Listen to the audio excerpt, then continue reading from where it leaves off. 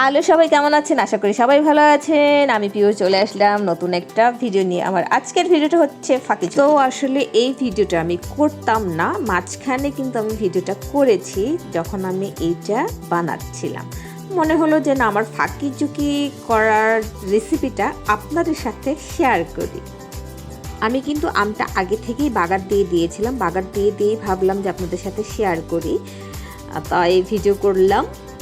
তারপরে হচ্ছে পাঁচফোড়ন আর মরিচ তেলে আমি আগে থেকে গুঁড়ো করে রেখে দিয়েছিলাম। আর এইটা ছিল বড়ই সিদ্ধ করা, তো সিদ্ধ করা বড়ই আগে থেকেই ছিল। তো ভাবলাম যে একটু বড়ইয়ের সাথে আমের আচারটা কেমন হয়।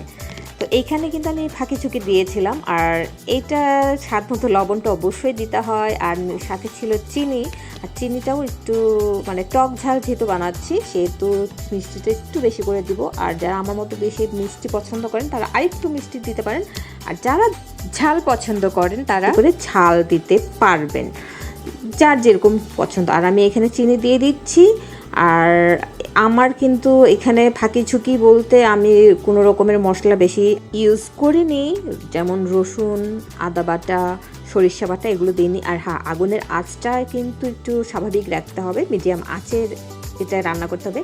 আর এটা হচ্ছে যতক্ষণ পর্যন্ত আপনার আমটা সিদ্ধ না হয় ততক্ষণ পর্যন্ত কিন্তু আপনার এটাকে কষাতে হবে। আর চিনির পানি কিন্তু অটোমেটিকলি চিনির পানি ওঠে, সো চিনির পানি যতক্ষণ না শুকায় ততক্ষণ আপনারা নাড়তে থাকবেন।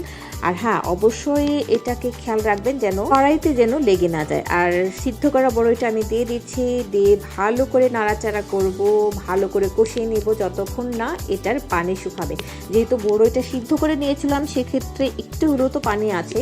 আর আপনারা কিছুক্ষণ পরপর একটু উঠিয়ে দেখবেন যে পানিটা শুকিয়েছে কিনা। দেখতেই পাচ্ছি এখনও কিন্তু পানি শুকায়নি। পানিটা যখন শুকিয়ে যাবে এটা কিন্তু এইভাবে দ্রুত পড়ে যাবে না, হ্যাঁ, একদম স্টিকি হয়ে যাবে। যখন স্টিকি হয়ে যাবে তখন আপনারা মরিচের গুঁড়ো এবং পাঁচফোড়নটা দিয়ে ভালো করে কষিয়ে নামিয়ে নিতে পারবেন। আর হ্যাঁ, এখানে কিন্তু আমি যেমন ফাঁকি ঝুঁকি করেছি তেমন কিন্তু আপনারা ফাঁকি ঝুঁকি করবেন না, কারণ এখানে একটু রসুন বাটা বা রসুনের আস্ত কোয়া, দেন হচ্ছে আপনার আদা বাটা, সরিষা বাটা আর তেজপাতা, এগুলো কিন্তু আপনারা অ্যাড করে নেবেন। আমি কিন্তু সত্যি ফাঁকি ঝুঁকি মেরেছি, দেখতেই পাচ্ছেন। আমি লাস্ট মুহূর্তে যখন আমার এটা হয়ে যাচ্ছে তখন আমি মরিচের গুঁড়া অ্যান্ড হচ্ছে পাঁচফোড়নের গুঁড়োটা মিশিয়ে ভালোভাবে কষিয়ে নিচ্ছি। আর আমি অবশ্যই আবার আগুনের আঁচটা কিন্তু আমি আরেকটু কমিয়ে দিয়েছি যেন পোড়া না লেগে যায়। দেখতেই পাচ্ছেন আমার আমগুলো কিন্তু আস্তে আস্তে হয়ে গেছে। আর হ্যাঁ, একটা মজার বিষয় বলি, আমার আগের ব্লগ যে টাওয়াল ভিজানো ব্লগটা ছিল যে কিভাবে ঘরটাকে একটু শীতল রাখা যায়, সেই ব্লগটা দেখে কিন্তু আমার প্রাণপ্রিয় ভাবি কিন্তু ট্রাই করেছিল। ভাবি, তোমার উদ্দেশ্যে বলছি, আমি কিন্তু একটু আবারও দেখতে পাচ্ছেন আমি চিনি আবারও অ্যাড করে নিলাম যেহেতু এটা তেমন মিষ্টি হয়নি।